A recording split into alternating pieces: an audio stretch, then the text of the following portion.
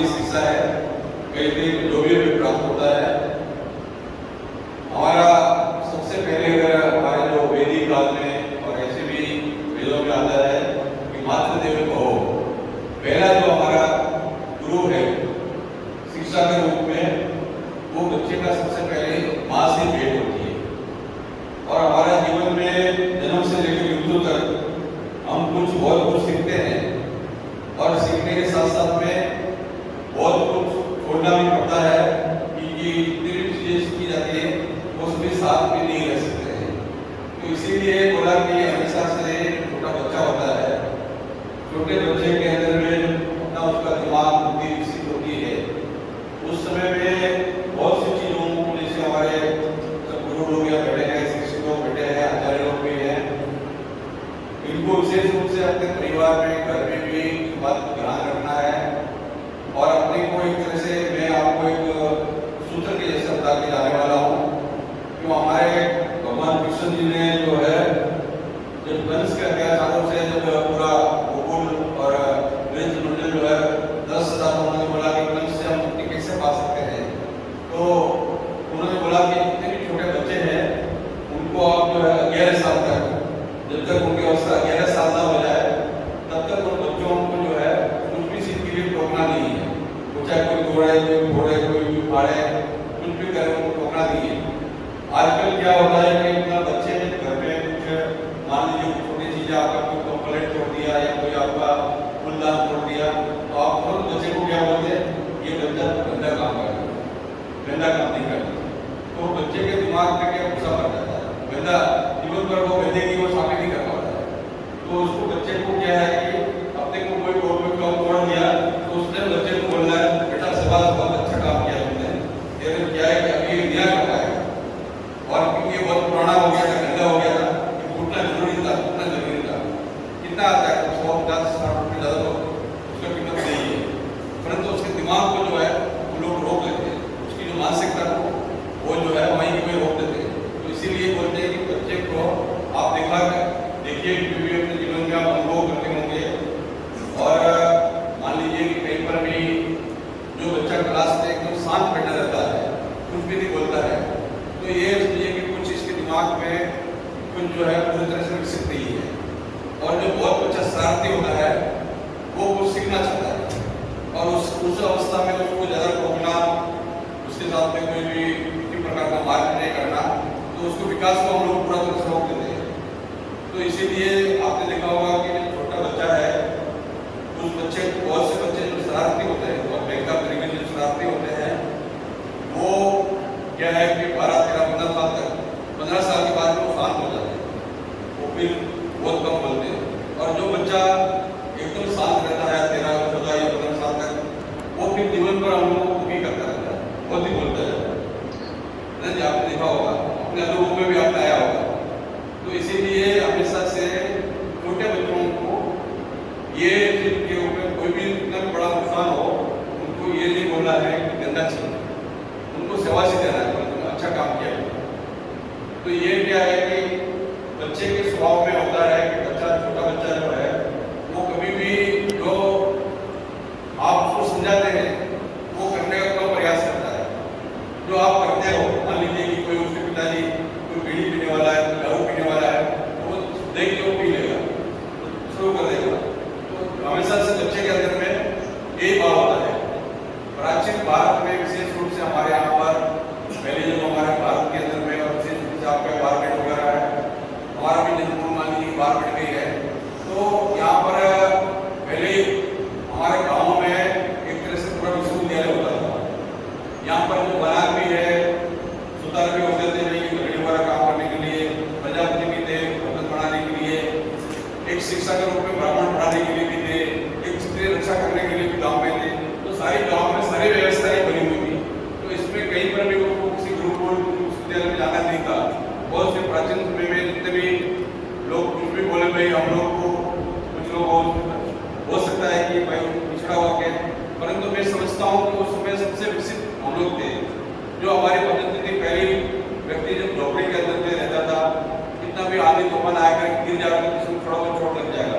आज लेटर कोई गिर गया, किसी को गिर गया तो मर ही जाता है ना जी। तो बहुत सी चीजें चीज जो है प्राचीन समय की, वो ये मैं ये नहीं कहता हूँ कि अभी वर्तमान में सब चीजें बहुत खराब है, परंतु क्या है कि हम कभी भी किसी भी चीज का जब उदाहरण प्रस्तुत करते हैं तो उसके लिए ये नहीं है कि हमारा कि हम कोई चीज को भी बुराई बोले। हर चीज के लिए आपको एक जीवन में अपने आप को सकारात्मक रहना है।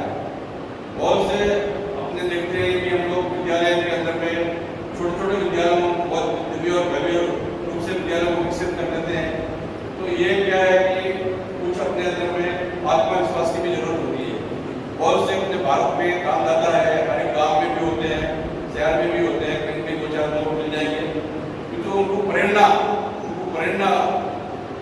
देना है और प्रेरित करना है। जब प्रेरित करेंगे, प्रेरणा देंगे तो निश्चित रूप से वो लोग जो है अपने कार्य में बहुत सारी चीजों को भागीदारी हो जाते हैं।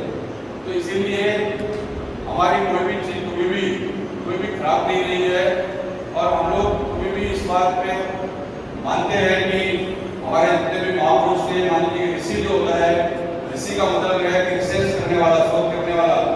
मान लीजिए पतंजलि ऋषि थे तो उन्होंने जड़ी बूटियों से जानवर कैसे बैठता है, क्या आश्रम वगैरह विकसित किया। अब देखिए कि यहाँ राजस्थान में ऊँट कैसा बैठता है, तो उनको क्या है पतंजलि ने उसका नाम दिया कि वो कौन ऊँट आसन है ना, कि अपना जो है भोजन करने के बाद आप 10 मिनट बैठो तो आपको पेट में गैस प्रकार की बीमारियां नहीं बनेगी। तो ऐसे बहुत से आसन हैं जो कि वो जानवरों से भी, जड़ी बूटियों से भी, बहुत से प्रकारों को जीवों से भी दिया गया है ना जी। तो ये हमारा ऋषि थे, वो हमेशा से उसको शोध करते, रिसर्च करते थे। और जो मुनि है वो मनन करना, उनको चिंतन करना और आगे अपनी चीज को बताना परंपराओं के हिसाब से। वैसे हमारे यहाँ पर कभी भी जिज्ञासा कर रोका नहीं गया।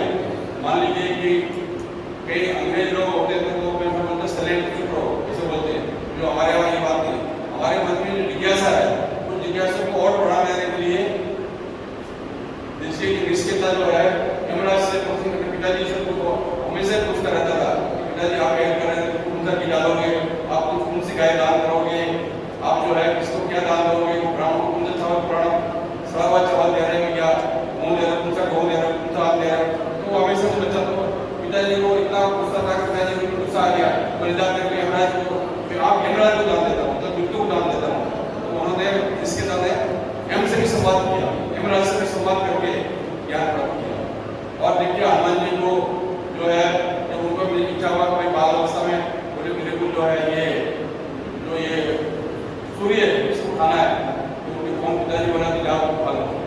तो ये क्या है, जिज्ञासा को बढ़ाना, तो जिज्ञासा को बढ़ाया। हमारा संस्कृति में, भारतीय संस्कृति में हमेशा से बच्चे को जिज्ञासा को बढ़ाया। इसीलिए इतने बड़े बड़े युद्ध हुए भारत के अंदर में। 700 साल के आसपास में मुगलों का राज रहा, 200 साल लगे। 200 साल गुलाम रहने के बाद भी एक दिन भी हम लोग शांत नहीं बैठे। महाराणा प्रताप, गंगाधर, राठौड़ और भी हमारे कितने वीर हुए जो हमेशा से मुगलों से लड़ते रहे, एक दिन उनको शांत नहीं बैठने दिया, ना अंग्रेजों को भी शांत बैठने दिया, हमेशा से लड़ते रहे।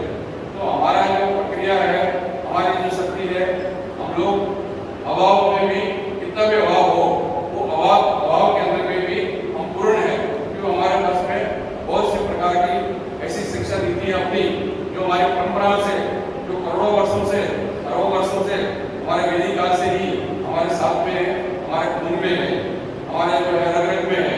तो वो कहीं से भी प्रेरणा प्राप्त करने का जरूरत नहीं है, खाली उसको जो है बहुत से प्रकारों का, आप लोग बहुत से लोग ज्ञान पढ़ाते होंगे, ज्ञान लोग बोलते हैं कि कोई भी व्यक्ति है अपनी बुद्धि को जो है कोई 1%, कोई 2%, कोई 5%, 20% तो जीवन में खर्च भी नहीं कर पाते हैं। तो ये चीजों को जो है बच्चों को पूर्ण रूप से विकसित करने के लिए ये गुरु लोगों की जो शिक्षक है उनका एक आवश्यकता है। इसीलिए बोला गया कि पहला जो है बच्चे का पिता है, पहला जो गुरु है वो माँ है, दूसरा गुरु जो है उसका पिता है। तो देखो पिता वो हमेशा से अनुशासन सिखाता है। मान लीजिए कि आपका बच्चा जब तक जो है 11 साल से लेकर 18 साल तक नहीं होता है, उसको अच्छा मारो, कोई बात नहीं, कोई केस भी मिल जाए, कुछ भी मिल जाए, तो उसको जो है बोलते जैसे कुमार होता है ना कि घड़े की तरफ पीट के सही करता है। तो 18 साल तक जो है बच्चे को पीटना भी, मारना भी है, उसको अनुशासन में रखना है, तो वो पिता का काम है बच्चे को व्यवस्थित करने के लिए। कोई भी किसी प्रकार का भी गलत काम नहीं जाए। 11 साल से लेकर 18 साल तक आप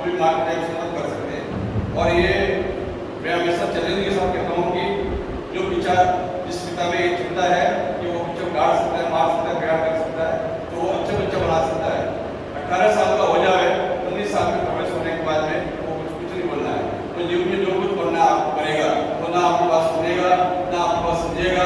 वो कुछ भी आपको न बोलोगे उसको उल्टा लेगा, वो जो है उसका प्रतिकार नहीं करेगा, वो हमेशा उल्टा लेगा और वो हमेशा से आप काट करेगा। तो इसीलिए जैसे ही 19 साल में प्रवेश होता है आप उसको छोड़ दो, उसके हाथ में छोड़ दो, जो बनना है बनेगा वो। उसके बाद आपको समझाने से वो नहीं समझेगा, कितना भी समझाओ वो समझेगा नहीं। तो ऐसे ही हमारा बोले कि भाई तीसरा है आप लोगों की भूमिका आचार्य हो, फिर बोले गुरुदेव हो। तो 4 जो है हमारे विशेष रूप से व्यक्ति के जीवन में 4 व्यक्तियों का जो है वो प्रभाव रहता है।